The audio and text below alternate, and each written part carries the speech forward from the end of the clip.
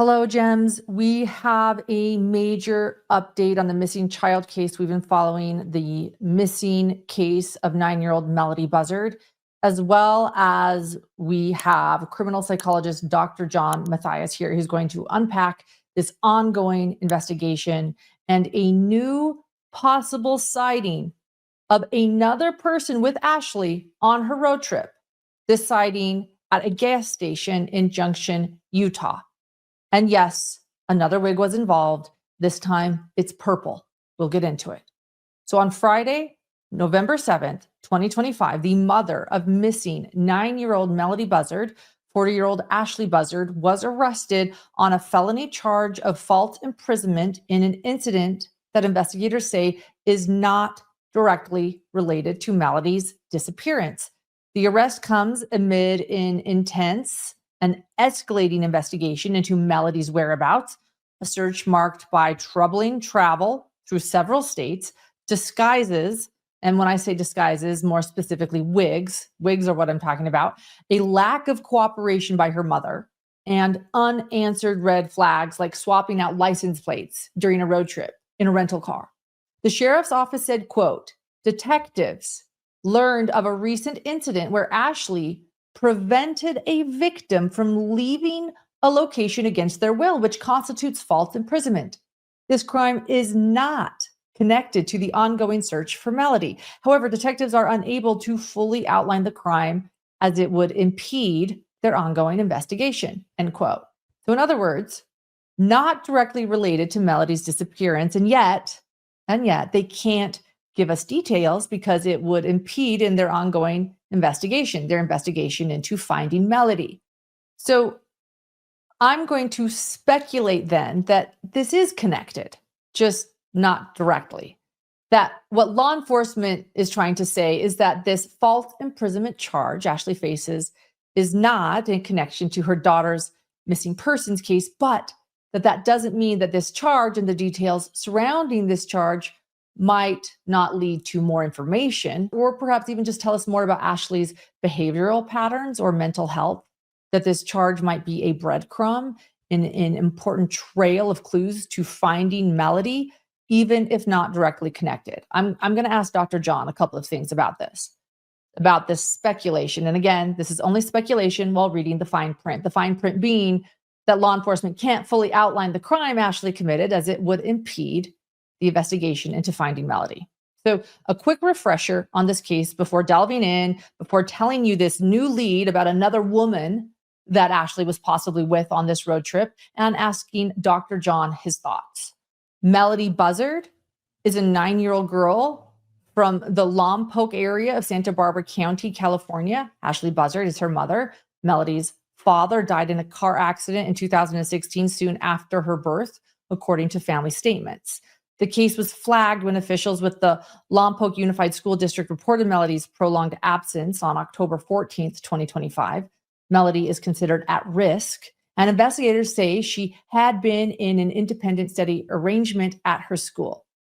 And now the road trip. So on October 7th, 2025, surveillance footage captured Ashley and Melodee at a rental car agency in Lompoc. The car was a white Chevrolet Malibu 2024 model rented by Ashley. Both Ashley and Melodee were seen wearing wigs in the footage, and investigators say Ashley appears to have swapped wigs to avoid recognition during the trip. There are a lot of wigs in this story, wigs for both mom and daughter, swapping out wigs and info from those who knew Ashley. Putting them on her 9-year-old, though, is strange. So strange. The route allegedly took them across 5 states. Some reports say as far as Nebraska. Between October 7th and October 10th, at some point, a license plate swap was discovered. California plate replaced temporarily by a New York tag in what investigators consider a deliberate evasion effort. On October 9th, Melodee was last seen on surveillance video near the Colorado-Utah border region, where surveillance video shows Ashley's rental car passing through an intersection. And then here's a big clue and the new development I mentioned at the beginning of this episode, that Utah News KUTV, along with the Criminally Obsessed podcast with Anna Emerson, states that reporter Samantha Huffman spoke to a gas station employee at another stop along the car's route in Junction, Utah. So Junction, Utah, small city. It's not a city that law enforcement originally mentioned as a key location, but it would make sense that this would be on Ashley's route. This would be after that sighting at the Colorado-Utah border and after Green River, Utah, but before Panguitch, Utah. And this employee allegedly told Huffman that she has already spoken to the FBI and that she shared with the FBI that she believes Ashley had stopped there and that she spoke with her directly. This same gas station employee explained that she saw another woman in the car with Ashley, not a girl, but a woman, and said it definitely looked like an adult, not a child, and that this other person had a purple wig on. This gas station employee spoke with Huffman, and this is shared on YouTube channel Criminally Obsessed, again with investigative journalist Ann Emerson. Reporter Samantha Huffman stopped at the Phillips 66 gas station in Junction, Utah. Here's what one employee told her when the FBI came looking. It was really, really freaking weird because she just opened the door at the store and halfway poked her head in, and then she said, "Did you guys know you have a whole bunch of kittens out here?" And I was kind of surprised, and I said, "Yeah, we have a whole bunch of little feral kittens." And she said, "Okay." And then she turned around and got back in the car with the lady with the purple hair. And I was actually on the phone with my husband at the time, and I remember saying, "These two really weird ladies just came in and made a comment about the cats." And that is the majority of what I remember right there. Do you have any sort of estimate on how old the woman with the purple hair was? Whether that was someone younger or older? She had to be probably late 20s to mid 30s would be my guess. Okay. And did you see? It was see another adult woman. Okay. And did you see any signs of a child or no? No. There was nobody else in the car that I could see. It doesn't sound like that second woman was Melodee in a purple wig. Likely someone else entirely. We'll have a link to this full episode on Criminally Obsessed in the description of this episode. So again, the gas station employee mentioned a woman with a purple wig in the car with Ashley, but said it looked like an adult and not a child. Of course, both Melodee and Ashley looked to be wearing wigs in earlier surveillance recorded on October 7th.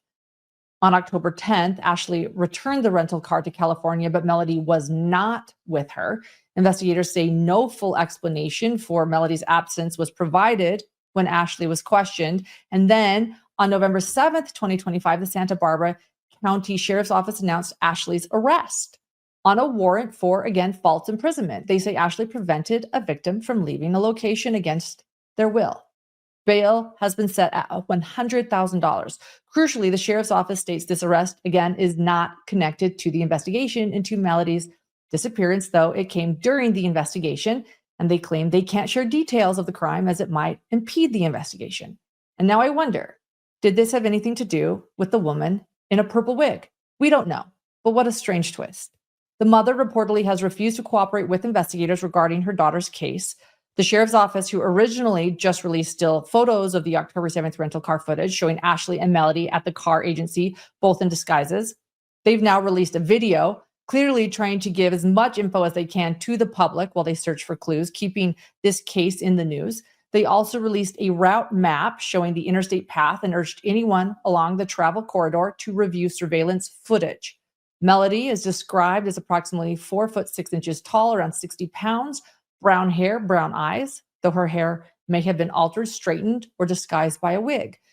The public is asked to submit tips. Detective line 805-681-4150. There's an anonymous tip line for anyone who wants to remain anonymous. If you're still overpaying for wireless, it's time to say yes to saying no. At Mint Mobile, their favorite word is no. No contracts, no monthly bills, no overages, no hidden fees, no BS. Mint makes it easy to ditch overpriced wireless plans and those jaw-dropping monthly bills. Their plans start at just $15 a month, all with high-speed data and unlimited talk and text delivered on the nation's largest 5G network. You can use your own phone with any Mint Mobile plan and bring your number and contacts with you. It's simple, affordable, and refreshingly transparent. So if you're ready to say yes to saying no, make the switch today. Go to mintmobile.com/hidden. That's mintmobile.com/hidden. Upfront payment of $45 required. It's equivalent to $15 a month. Limited time new customer offer for the first 3 months only. Speeds may slow above 35 gigabytes on unlimited plan. Taxes and fees extra. See Mint Mobile for details. So what does this arrest mean?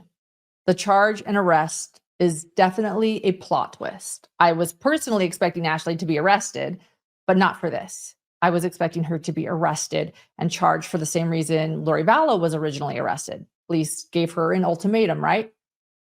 Produce your children or be arrested. And police gave Ashley this sort of same ultimatum, a 72-hour window to either produce Melodee and show that Melodee is safe or face arrest. And that 72-hour threat, though, it came and left without much ado. And seeing her charged with false imprisonment was not even a thing in my brain that might happen. And this arrest and charge definitely raises questions about Ashley's activities and possible motivations or her behavioral patterns. It places her under formal custody and may open avenues for interrogation or legal leverage in the broader investigation. The arrest has also increased public and media attention on the case, which may spur new tips or release of previously withheld information. And even if, though, this charge is unrelated, the timing and context during a missing child investigation makes it part of the story. As much as police want to tell us it isn't connected, here we are discussing and wondering how it might be a clue into finding out where little Melodee is.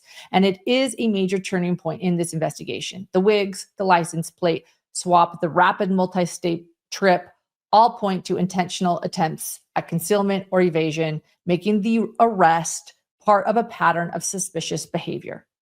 At the same time, while I don't want to read too much into this arrest, authorities have explicitly stated the arrest relates to a separate alleged incident and not directly to Melodee's disappearance. That means it may not lead to locating the child or solving the disappearance. I believe authorities and understand what they are telling the public. This incident is not directly related to Melodee's disappearance. Ashley is described as uncooperative, so even though she's under arrest for another matter, it's not guaranteed she'll provide new info about Melodee's case, but we'll ask what Dr. John thinks in just a little bit. Maybe this will get her talking, who knows? The investigation remains in a very fluid state. Many unknowns remain, and law enforcement is still cautioning the public about publicly disclosing more might impede the case. I understand why they can't share more now. And we really don't know much. We are waiting, and here at Hidden True Crime, every time there is an update, big or small, we're going to look into it and try to bring awareness to missing Melodee, because the clock is ticking and there is a child that is missing who needs awareness. The questions right now closest to my mind are, number one, what was the nature and purpose of the October 7th through 10th road trip? Renting a car, swapping wigs, license plates. These are not typical actions for a 9-year-old and her mother. Number two, where exactly is Melodee? The last confirmed visual was October 9th near Colorado-Utah border, but after that, her whereabouts are unknown. Ashley returned alone to California, but we now know that a gas station employee in rural Junction, Utah, 533 miles from the Utah-Colorado border, claims that she spoke with Ashley and that she saw what she believed was a woman wearing a purple wig in her car. Was it another woman or was it Melodee? We don't know. Number three, is there more to the arrest? Is there more to this arrest charge link? What is the link here? Even though it's officially unrelated, is this alleged false imprisonment case itself relevant in terms of Ashley's behavioral pattern or potential culpability? And then, I have some more questions for Dr. John. We'll get to that in just a little bit. And also, number four, though, another question I have: what role, if any, did third parties play? Any witnesses along the trip? I'm sure the FBI has spoken to many more unknown witnesses, and we know that a gas station employee in Utah described a woman with a purple wig. And what about Melodee's previous family contact and schooling? Relatives said that Ashley cut them off and that Melodee had been isolated from relatives, from family, the Santa Barbara County Sheriff's Office and the Federal Bureau of Investigation Los Angeles Field Office are collaborating in the search for Melodee. They continue to review surveillance footage along the travel corridor, asking for anyone, residents, businesses from October 7th to October 10th along the interstate routes to check cameras. Details are public on where they might have been. Check your cameras. Public tips remain critical right now. The potential for a breakout in the case might come from surveillance footage, license plate records, or someone seeing the little girl and reporting it. The sheriff's office is reminding anyone who might have seen Ashley and or Melodee after October 9th or who captured video photos to come forward. And now let's bring on criminal psychologist Dr. John. You've actually been listening backstage. You are caught up on the case. Hello to my co-host. Hello. I have questions, sort of the questions I laid out, but I guess I want to know any behavioral patterns, any ideas about what's going on here with this mother, Ashley, and little Melodee. I'm worried. Yeah, I think there's a lot of reason to be concerned here for sure. I think if you look at the evidence, and we don't have a lot of evidence, but I think it's one of three things. It's either a filicide, which means that she participated in the murder of her daughter in some way. It could be something to do with trafficking. I know there was speculation about that. Is it possible that Ashley is selling her daughter into human trafficking? Maybe, possibly. And then I think the third option would be some type of friendly handoff. You know, this woman in the wig. Yeah. Is it Melodee? Is it a friend? Is it a stranger? I think it's important to know that. And one of the reasons that's important is because stranger abductions of children have the highest mortality rate. So if a stranger abducts a child and that child's not found in the first 3 hours, there's roughly a 74% that child is deceased. Mm. When a stranger abducts a child and 24 hours pass, there's a 90+% chance that that child is deceased. So if there's any part of this case that might be somewhat hopeful, this is a family abduction. You know, and family abductions tend to result in fewer deaths for the children involved. However, there's a difference here in the sense that this family abduction tends to be somewhat different than other ones. And often family abductions involve custody issues or family conflicts, or, you know, taking a child to see the child, or because somebody didn't get custody and they believe the child should go with them, right? That type of thing. So you clearly don't have that here. I think one of the biggest concerns here is there's a lot of premeditation. This trip was planned. This route seems to have been planned. So much of this seems to have been planned. And so in that sense, this isn't like some disgruntled parent who lost a custody battle taking a child, abducting a child and trying to get them to live with them. This is very different in the sense that there does seem to be something deliberate about the trip, the route, the disguises, the wigs, right? All of this would indicate some degree of premeditation, and that is concerning. Yes. I agree. So, it's very concerning. So I'm very worried. You know, if there is anything in here to hang hope, you know, to hang our hats on, or to provide some hope, family abductions tend not to be as dangerous as, you know, if Melodee was abducted by a stranger and here we are weeks out, the odds of her survival would be next to nothing. Mm. But I think here, and Ashley's a very difficult person, I think, to assess. When I think about the options of filicide or trafficking, right, like filicide in particular, if you look at the research on that, it's really kind of hard to put together a coherent picture here. Right. Okay. Because we know, for example, with filicide, there's basically two categories of filicide that researchers look at, two large categories, and that's the psychopathic category, which relates to personality.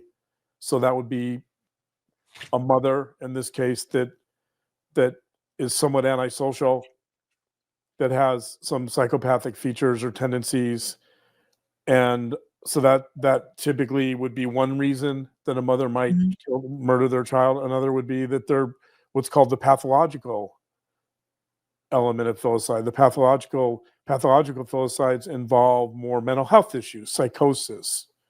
Okay. For example, the most commonly affiliated mental health issues for pathological filicide are major depression, schizophrenia, psychosis, or a personality disorder. So all of those could apply here. I think it's interesting if you're looking at Ashley, I think it's important to kind of start with this period in her life when she was pregnant with Melodee. Okay. And then she gives birth. And 6 months later, her partner, Melodee's father, his name is Rubiel, he dies in this really unexpected, tragic motorcycle crash when Melodee's 6 months old. So this is roughly 2016. And based on that, it appears that Ashley really deteriorates. She really decompensates and goes downhill from this. It appears that this crash is really traumatic. And that makes sense. If you think about, there's something called the social readjustment rating scale. The scale goes way back to like 1980, but the scale looked at stressors and their impact on our lives and their impact on our capacity to rebound from stress. And the number one stressor, I'm going to read the top 5 or top few here. The number one stressor on this the scale, by the way, is by Holmes and Ray, R-A-H-E. The number one stressor that gets a rating of 100, so that's as much stress value as you can assign on this scale, is the death of a spouse. So you have that. Number 2 is divorce. Number 3 is marital separation. Number 4 is a prison term. Number 5 is death of a close family member. And then you have further down, you have some very close stressors that are pregnancy and the birth or the gain of a new family member. So in other words, a pregnancy followed by a birth. And here you have, within a span of 6 months, you have 3 major stressors in Ashley's life. And not only major, but I think losing her partner must have really upended her life, right? And we know that because in 2017 she files for bankruptcy, and so this all happens in 2016. There's some evidence that she really decompensated. That's a term we used for describe someone who's really falling apart at the seams. Yeah, according to family, mental health. Everyone mentions mental health with her. Right. People mention mental health. There's a visit from CPS where the house is being described as in disarray. The child is, Melodee's actually taken. There's rotten food found in the refrigerator. Right. This is clearly someone who's struggling to function well in their life. So, right. And then you have the bankruptcy. So you have this visit from CPS and Melodee's taken away. You have a hospitalization, apparently for self-harming behavior in 2021, according to a sister. And right, so you have this trauma, these stressors. You have someone whose entire kind of trajectory in life is changing in terms of I presume she expects to be with the father maybe, and that he works and is going to help with stability in their lives, and all of a sudden he's gone unexpectedly.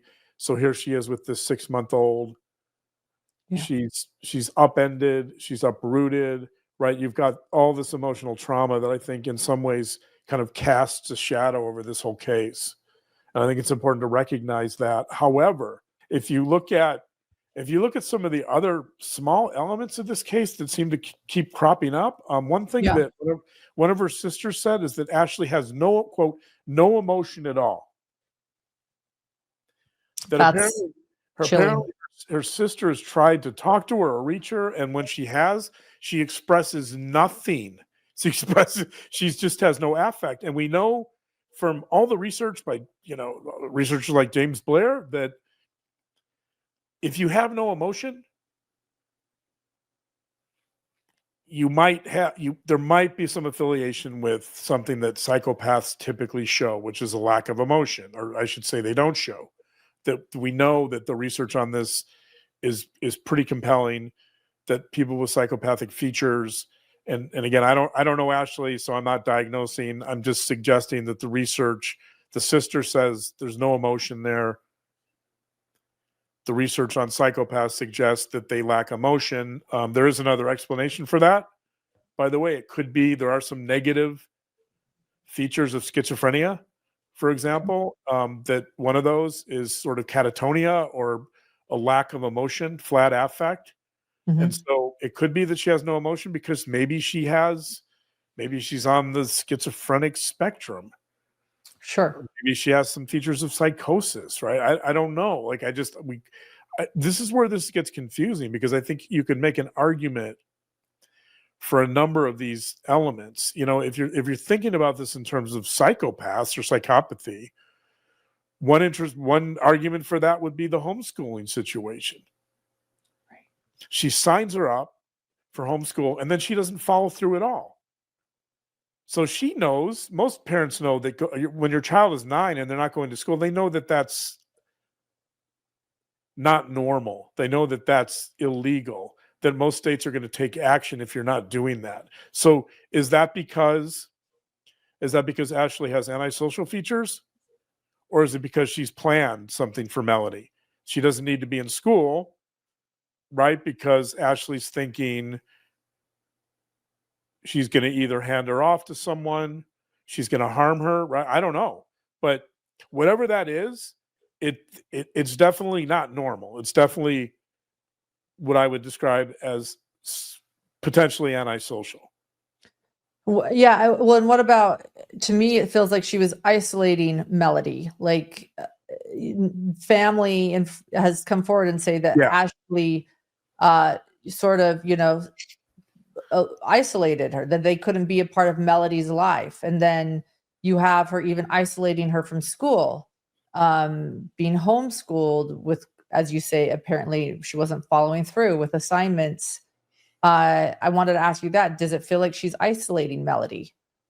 Well, yeah, for sure. And again, it's unclear as to why she's doing that. Is it because she doesn't want any accountability?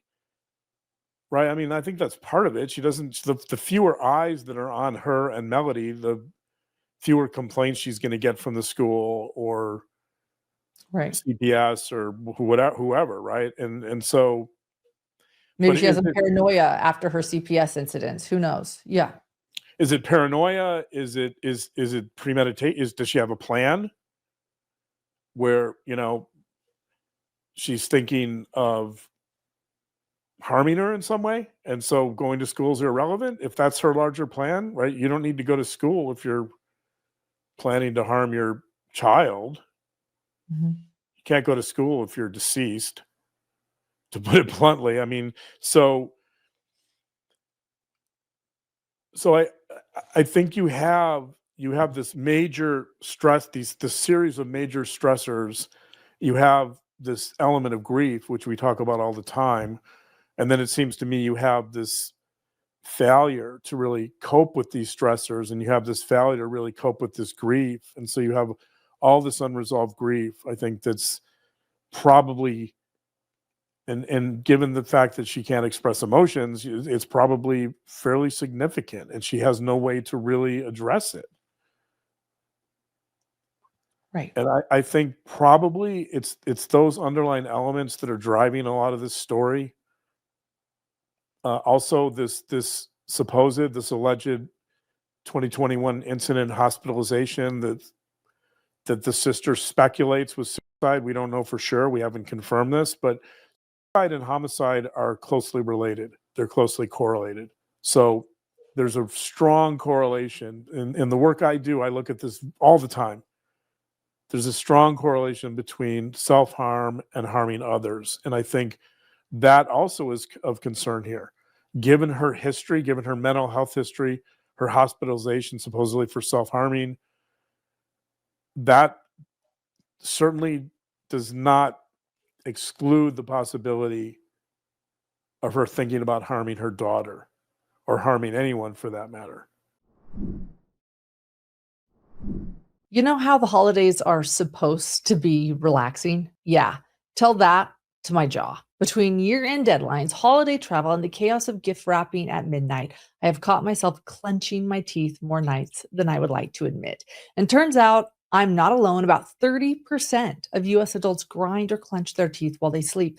That's why I use Remy night guards. They're custom made to help protect your teeth from grinding damage, reduce jaw tension, and even improve sleep quality. You get the same professional quality that you would expect from your dentist, but at an 80% less cost. And you can even use your HSA or FSA benefits at checkout. Here is how it works. Remy sends an impression kit straight to your door. You follow their simple instructions to make your mold, send it back, and within days, you'll get your perfectly fitted night guard ready to protect your teeth while you sleep. And right now, for the holidays, Remy is gifting customers their 2-in-1 foam. It cleans your night guard with your teeth and whitens your teeth absolutely free when you order by December 24th. That's Christmas Eve. So don't wait. Go to shopremy.com/hidden and use code hidden to get 55% off your new night guard plus that free foam gift. That's shopremy, REMI.com/hidden for 55% off and a free foam gift with code hidden. Thank you, Remy, for sponsoring this episode.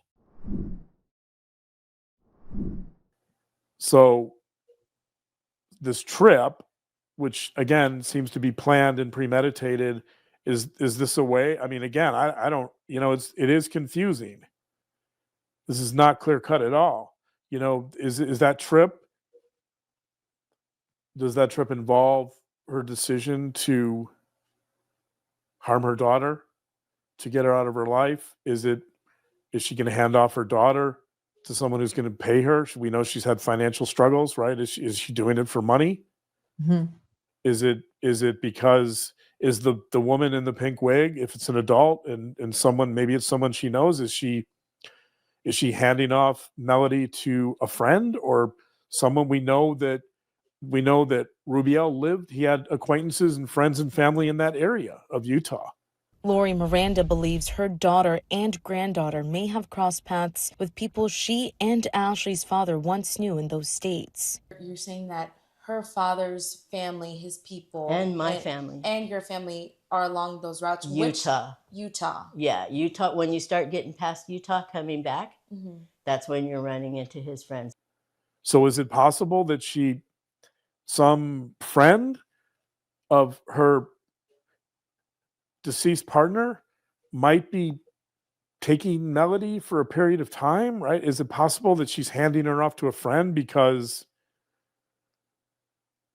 she doesn't want to deal with the system? She doesn't want to deal with CPS. She doesn't want to deal with all the bureaucracy and the red tape, and she's got presumably she has tremendous distrust of the system. So maybe she's doing it in a more subtle, devious way. She's where she's in control of whatever it is.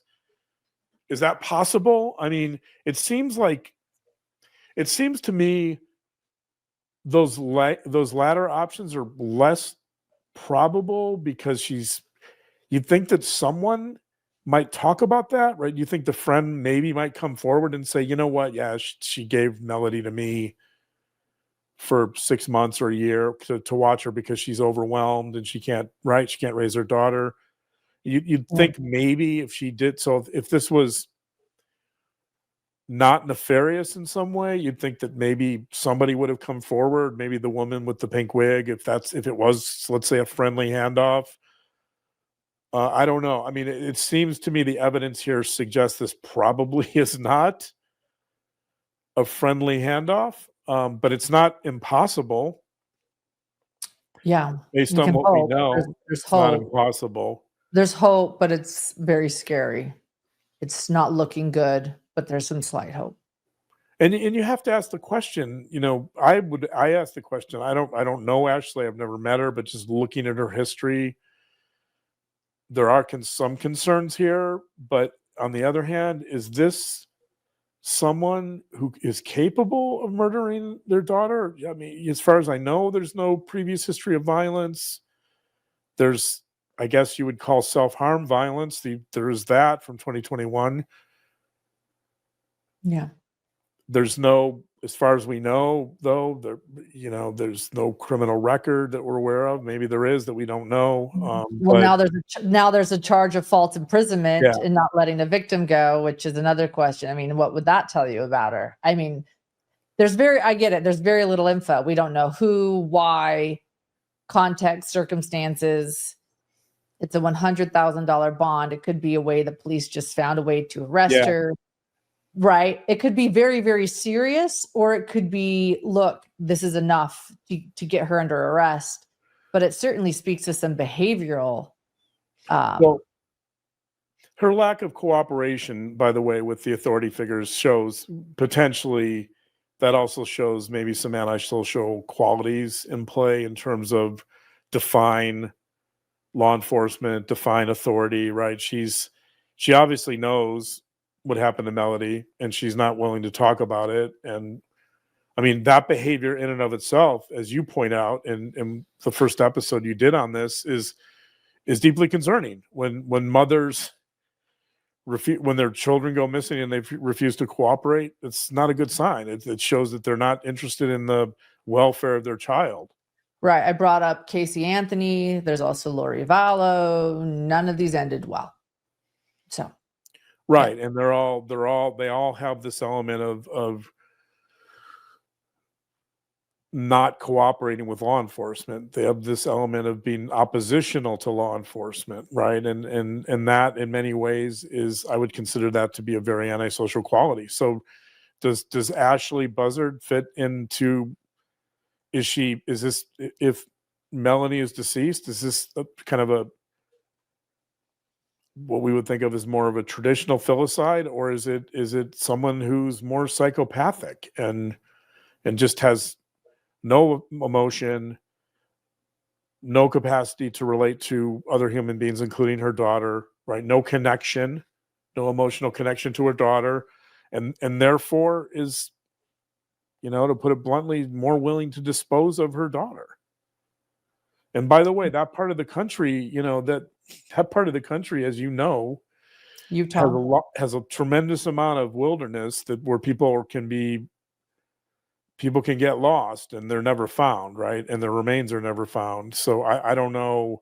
Yeah, I can't even list all of the national forests and all the national parks in that area. There's so many: Canyonlands, Bryce Canyon, Dixie National Forest, on and on, Grand Canyon, Zion National Park. I mean, it goes forever. And this area between the border where Melodee was last seen, and I guess we don't know whether or not she was seen in Junction, Utah yet. It sounds like she was not. Police, clearly FBI, I just want to point this out. FBI spoke to this gas station employee, allegedly, and she told them that she saw two women, and law enforcement continued to say that the last sighting of Melodee was at the border, which would have been before this gas station. And so between that gas station and Junction, rural, national forest, this is not a populated landscape where Melodee was last sighted. So let's assume that the woman in the pink wig was Purple. not purple. Purple. It's okay. Purple. Pink, purple, probably Okay. same to you. Not to me. They're different. But purple wig. Right. Yeah, that speaks to my lack of fashion sense. Let's assume that person is an adult, right? Then that raises a lot of questions. I mean, if you rule out the fact that let's call it a friendly handoff to someone that Ruby L knew, that was willing to watch Melodee for a period of time for whatever reasons, then if it's not friendly, then does that become an accomplice? is that woman, what's her role, right? Is Ashley incapable of harming her daughter, so she has other people do it, right? That's possible too. Or how about this? One of the other forms of filicide is what's called retaliatory filicide, and retaliatory filicide is usually about seeking revenge towards a spouse or a partner. We've talked about these types of filicides quite a few times, but it's interesting to think that for whatever reasons that maybe, I wouldn't, this wouldn't be my first argument, but because we know so little, is she angry somehow at Melodee for the unexpected death of Rubiel, her partner? Is there some, right? Because they're so closely aligned. Does she somehow blame Melodee for the death of Rubiel, and therefore this becomes retaliatory in some sense? Is she seeking revenge against Melodee because she's never gotten over the trauma of Rubiel's accident and death? Right? I don't know. It may be. It seems like there's so much in play here. In terms of thinking about this as a potential filicide, it's really hard to know whether this is mental health related, which makes it a pathological filicide, or more psychopathic related, which makes it more about her personality and her lack of remorse and lack of conscience. If that's true, again, I don't know.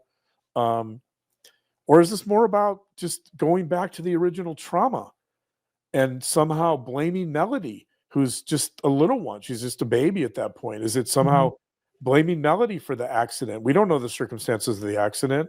Yeah, or all the problems in her life, the bankruptcy, the loss, the CPS. Is this all of Melodee's fault? Right. Is she blaming it all on Melodee? And then this becomes more of a retaliatory filicide by proxy. So the retaliation isn't directly against the partner. It's against the infant who's completely innocent, the baby who's completely innocent, for being a scapegoat, essentially taking the blame for the accident, for the death of Rubiel. So I don't know. Again, we just don't know enough to really, this is all speculation. I apologize for that. Normally we have a little more information. So, but I guess if there is a silver lining, if there is good news, family abductions have a better probability of survival than stranger abductions. So unless Ashley is handing this child off to a stranger in a purple wig, is it purple or pink? No, the stranger's purple, but Melodee wasn't seen at that moment, so it was just the woman. And then I also wonder if this woman is a victim too, and the false imprisonment woman, but we don't know. But if Ashley handed Melodee off to a stranger, right, then the odds go up tremendously that Melodee would be deceased, because, as I said, stranger abductions are by far the most concerning to law enforcement, and stranger abductions have the lowest probability of survival. So, like, as I said before, the numbers are astonishing. 90% of children abducted by strangers will be deceased within the first 24 hours. But you are concerned. You are concerned that this is bad. Yeah, you're but there's a sliver of hope. There is a sliver of hope. The hope is that Ashley, given her criminal record, that perhaps she's not capable of murder. Perhaps that's not, maybe, unless she's in a really agitated state of mind, or I don't know. I mean, I think the higher probabilities are that I would be very concerned for Melodee's safety and welfare. But if we're looking for hope, I'm just not sure. Ashley, maybe she's not capable of murder, but that doesn't mean that she didn't rely on other people to assist her, or right. I don't know. I mean, it's right. It's hard to say. I mean, but best case scenario, maybe it's a friendly handoff, right? I don't know. Again, like, Rubiel lives, he knows people in that area, right? That might be a good sign. I don't know, but I mean, you'd have to think that if that's a friendly handoff, that person would probably have contacted authorities by now. Yeah, I agree. And I'm going to jump to also what I suspect is paranoia. It could just be actually worse than paranoia and be premeditated. What I mean is the wigs, the license plate change, the road trip, trying Right. to evade. Could it be premeditated murder that's about to happen? Yeah, but it also could speak to if it's mental health paranoia that people are following them, or CPS, or I don't know, but which, and that's me speculating. Just what are the motives here? Can we talk about the wigs? So family has mentioned that Ashley has an affinity for wigs, that she has always sort of worn wigs. Putting a wig on your 9-year-old daughter is a whole other ball game. And then you have a woman or another person allegedly also in a purple wig. What's up with the wigs? Yeah, it's hard to know for sure. I think most people seem to be saying that the wigs would indicate that she's trying to disguise herself. Obviously, that would be the most straightforward interpretation of the wigs. Clearly, her goal is not to be recognized on this trip, and the best way, I guess, according to her, the best way to do that would be to wear a wig. But if you argue that there's a history of wearing wigs, I think it goes a little deeper. I think we're starting to get into issues more around identity and how she feels about herself. Maybe wearing a wig is some type of alter ego where she feels more competent or more in charge, or mentally, that her mental health is better. Maybe I don't know. It's, again, this is speculation, but maybe the wig is symbolic of taking on another identity, taking on a persona that is different and stronger and happier, right? That's more, has, a better sense of self and more mental health. Yeah. The problem with that is there's that cliche about wherever you go, there you are, right? Like, you can put on a wig, you can put on as many wigs as you want, but you still are going to be the same person. You're going to have the same problems. You can evade that maybe to some degree for a bit by fantasy or by pretending to be someone else. But at the end of the day, wherever you go, there you are. You can't really escape yourself. Yeah. Right. I agree. I've wondered that too. So in other words, let's just call it what you just said, an identity crisis. She doesn't know who she is. Trying on different identities. Yeah. I mean, is she using a ton of different wigs? Yeah. If you argue that each wig represents, say, a different identity or a different persona, then yes, the more she's doing that, then presumably the more confused she is about who she is and how she should cope with the world. Yeah. Right. Above all, I just want to point out this, Melodee is missing. She has not been found. Her remains have not been found. I can only imagine how many witnesses police have talked to now and still no Melodee. Oddly, that brings me both fear and hope. If she hasn't been found, maybe she's somewhere safe with somebody. But if she hasn't been found, what did her mother do to her? I don't know. It's just very scary. I think just the lapse of so much time is my biggest concern.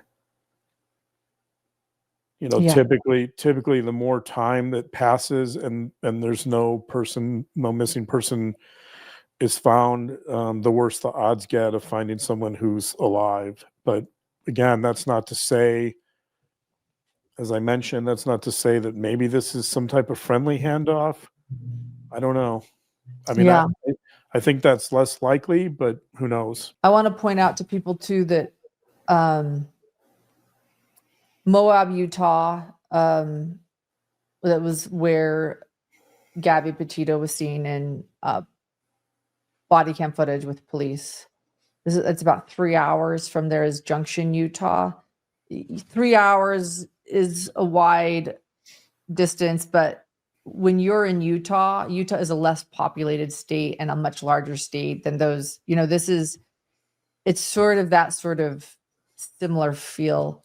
This is it's just rural landscape, a lot of red rock, a lot of little teeny tiny towns between national forests and national parks, and it's just very concerning. So I want to urge everyone again, if check your dash cam footage, check your security footage. Is very odd. I've pointed out in my last episode, I was there just 2 days. There were just a 2-day difference, and I was around. So unfortunately, I have nothing to offer law enforcement. But if anybody does, please contact police. Anything else, John? Yeah, I did want to. I'm going to read a little bit from. So this idea of the wigs and the identity crisis and all that, I think there's something I haven't really talked about too much, but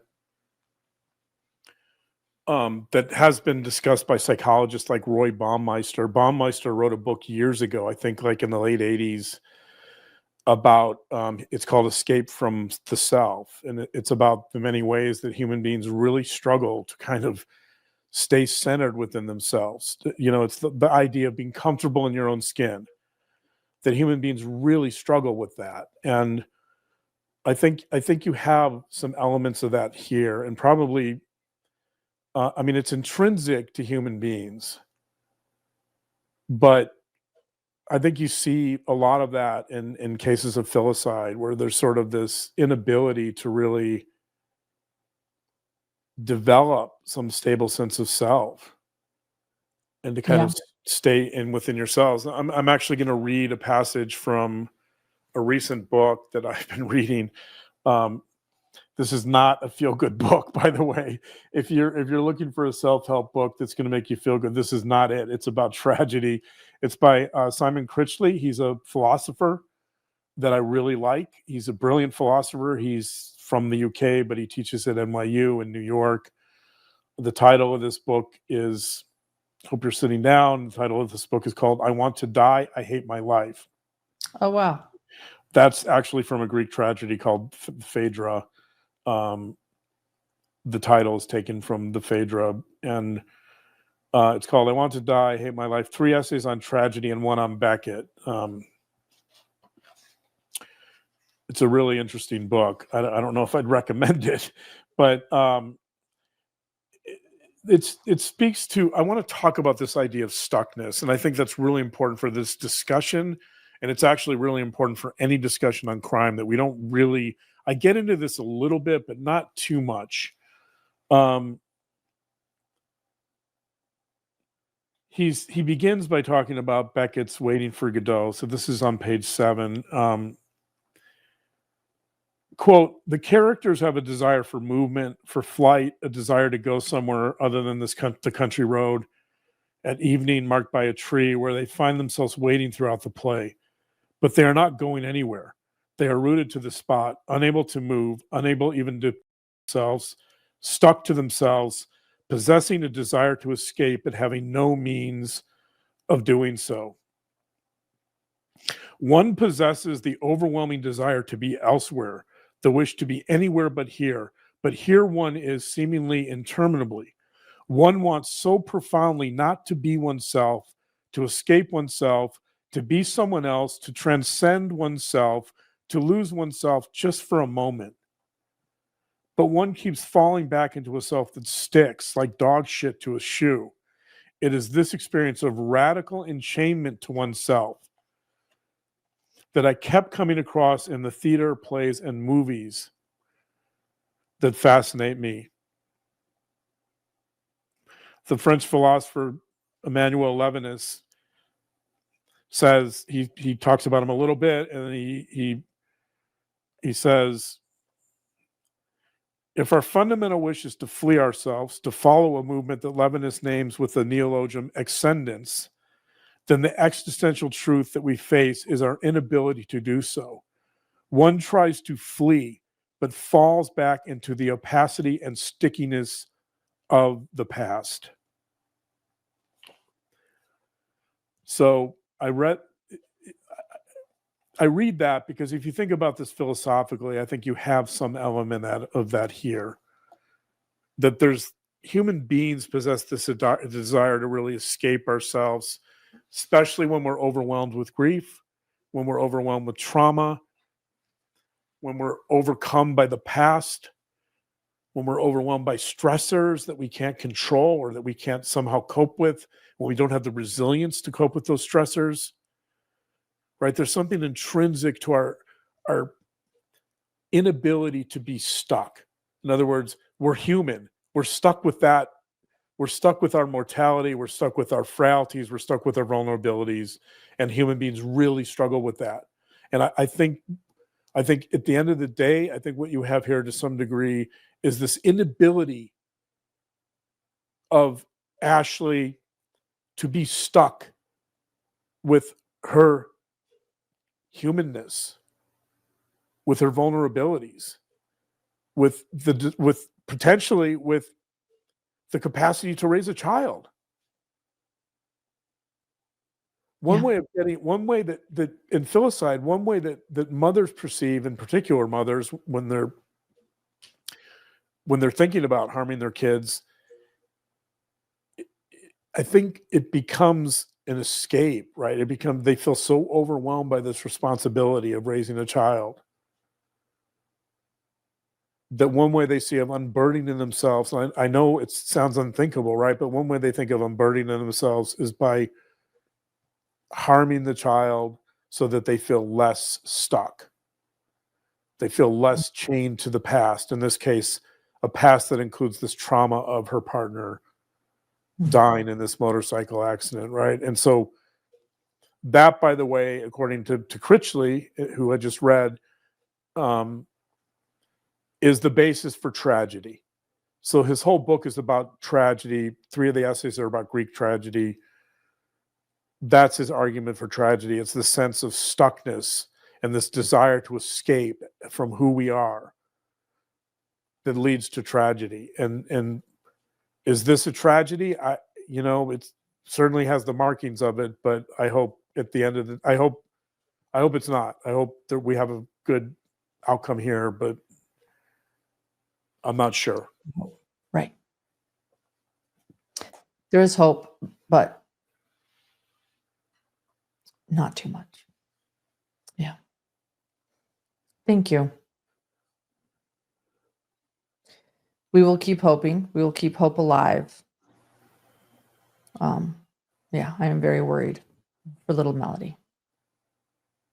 So thank you to those who have come forward with their information.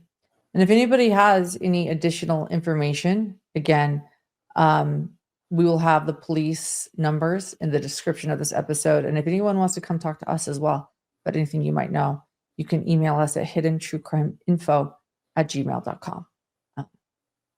But first, call police. And if you have any additional tips, let us know. hiddentruecrimeinfo@gmail.com. We will keep hope alive. And yeah, I think more will come out. And I hope, John, you'll continue sharing with us your thoughts on this case, on Ashley, as we learn more. Because it certainly gives me things to think about too. So thank you. And all of us. All right. Thank you, babe. Thank you. Yeah. We'll see you. Thank you, everyone, for subscribing, notifications. We will continue to keep you updated on this case and everything that we learn. And just thank you for your support of Hidden. Thank you, guys.